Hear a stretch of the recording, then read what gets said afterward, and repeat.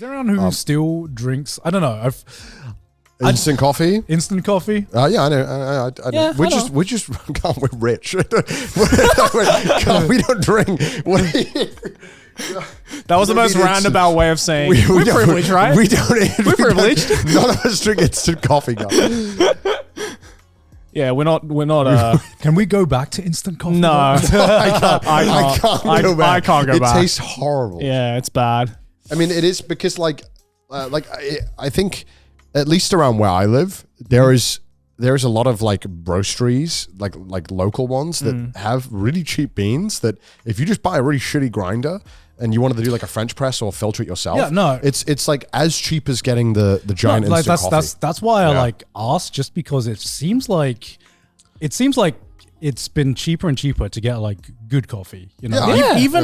Even very cheap coffee places have pretty decent coffee, at least in Europe, you know. At least, dude, I bought like a massive bag of coffee beans the other day from Costco, which would probably set me back. Like if I drink 1 cup a day, it'll probably maybe like a month and a half, 2 months worth. It's like 1,500 yen.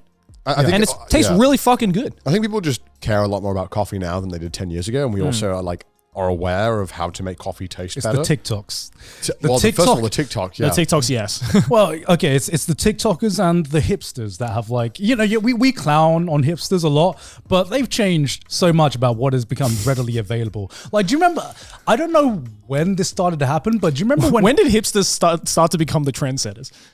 They've always been that's the point. They've always been the trendsetters, and then we've clowned on them, and then we're like, wait a minute, actually, this thing kind of right though. Did you see that? Talking about hipsters, did you see that one TikTok of that guy who's an LA guy in California, in New York? Yeah. He's like, so like, what's the deal with New Yorkers, man? Like, I went to. You know, if in California and LA, if I ask for a scooped bagel gluten-free, there's no problem. They're like, yeah, thank you. I asked for it in New York, and he said, I'm not fucking doing that. In New York, I just walked in and asked for a scooped gluten-free bagel. The guy just looks at me and goes, I'm not scooping your fucking bagel, bro. It's like, dude, that's how I want it. It's like, get the fuck out of here with that shit. I was like, all right. Have you heard what a scooped bagel is? No. Oh my God, this pissed me off. What the fuck is it? A scooped bagel is where you get the bagel and you scoop out the bread. So what, you just left with the outside of the it? shell. Why? Exactly. Wait, why? what? Do you fill in that scoop part? Well, because obviously the bagel you would normally put you'd kind of squeeze it like piece of bread. But the right? idea is that you can remove some of the carbs and calories and still get like the sensation of eating a bagel. How about you just not eat a bagel? Yeah, and I think a lot of the internet reacted very viscerally and were like, "What the fuck? I would kick you out." And yeah, people were like, "You're lucky you didn't get killed in New York." Bang! It is an insult to bread. Yeah. I feel like you shouldn't You're be wasting committed. bread. Don't be committed to the bread train if you're gonna ask them to throw away half of it. Yeah, what do they do with that bread?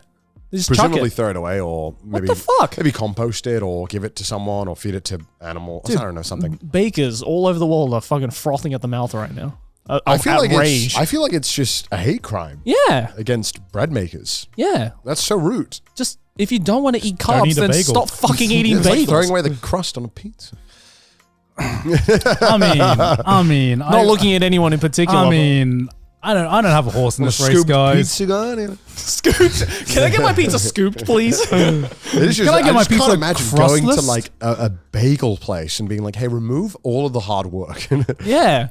Go fuck yourself. Remove the thing that's in the name of your store. But the guy seemed. I think it was the guy seemed so upset that the guy was very angry that he didn't want to do this, and I think that's what kind of made people like, well, yeah, I don't you're not blame entitled to this man to ruin his bread. Yeah. I mean, like, I'm trying to think what other trends have like popped up recently that wasn't there when I was like there growing up. Like, I remember everything. Yeah, anything on TikTok. I felt like craft beer was a fad at first. Craft beer just didn't exist when I was growing up. It just didn't exist. Yeah. And then, like, I remember... I think it was very hard to brew beer at home, but obviously the technology has gotten so much better to brew it at home. Yeah. And obviously canning. You thank the coffee makers for that. Yeah.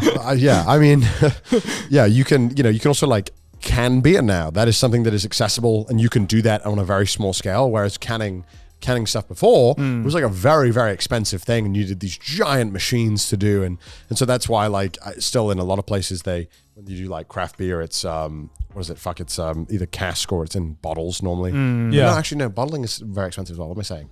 There's a different way you would store it. I know basically, yeah. I'm getting off on one there. Yeah, because like I'm trying to think about what is like. It is basically the hipsters that have started a lot of these trends that, you know, people get passionate about something. I certainly thought craft beer was a fad when it first started popping up, and then I don't know if something just changed my brain to be like, actually tastes pretty good just to not have a fucking Budweiser or Asahi with everything. People just get bored of having the same goddamn beer, because like beer drinkers, you know, for a long time it was kind of like you had like 3 options. Yeah. Whenever you went to your local place. So it's kind of nice having like a rotating selection of stuff, but also sad when you get a really nice craft beer and then it's gone. I'm like, yeah. It's always just like takes time, right? And it's like who knows? 3 years from now, I might come up to someone and be like, "Wait, you get your bagels unscooped? The fuck is wrong with you?" You know what was? So I went to TwitchCon last week, and in Vegas, nowhere does draft beer. It's all bottled. And I was like, it was like barely anywhere. I think there's only one place I could find it that had draft beer, but nowhere else had draft beer. And I like beer a lot, so I'm always like, hey, what do you have on tap? Because I'd much rather have something that I maybe wouldn't drink from a draft than something from a bottle that I would drink, because I'm like, I just want to. It normally tastes way better, but nowhere had it. No, wait, it's called a faucet, actually. Yeah, Americans just don't. That beer game is just so bad. Yeah, the beer game is awful. So what did you drink? What I drink? I normally just would get bottled beer.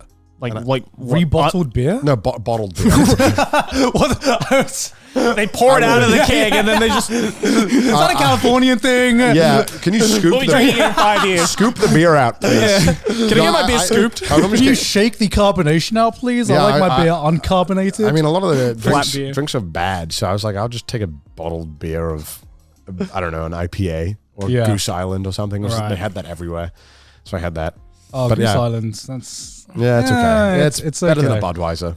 What do you guys think of LaCroix or seltzer water? I like it. I hated it at first, and then the hipsters got me. Fucking knew it. Same thing with. That's like when I told you guys, I was like, guys, you should try this White Claw thing. Yeah, if you want to drink same thing with White Claw. I was like, what the hell is this shit? I don't want to drink it. End of our LA trip, I was obsessed. Well, it's because you can just you can go to a party and like if you have to drink or you feel obliged to drink, which you obviously shouldn't have to. I've gotten to that. If you do want to, yeah.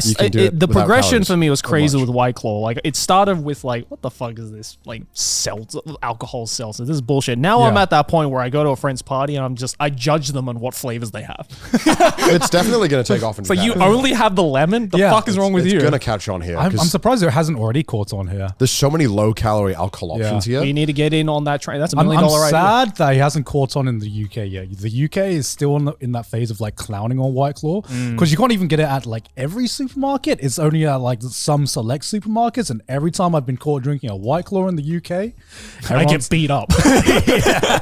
Everyone's like, "You changed." Wow. I guess it's because we have such good cider and such good beer, and it's like, man, why would you want to drink that? But I get it. It's perfect for a country like here, though. Like 100%. Because Japan would love it. Yeah. But because they have so many sparkling water drinks. They already have like horoyoi and stuff like that, right? Like we're almost there. Horoyoi is just... That's just juice. That's just juice with a tiny bit of alcohol added. Yeah. Just to make you feel... That's Hasbro's My First Alcohol. Yeah. Well, it's called horoyoi, right? Which is like buzz. Not even buzz. It's like, I feel a bit warm. Yeah, right? It's like, okay, close enough. My body temperature went up.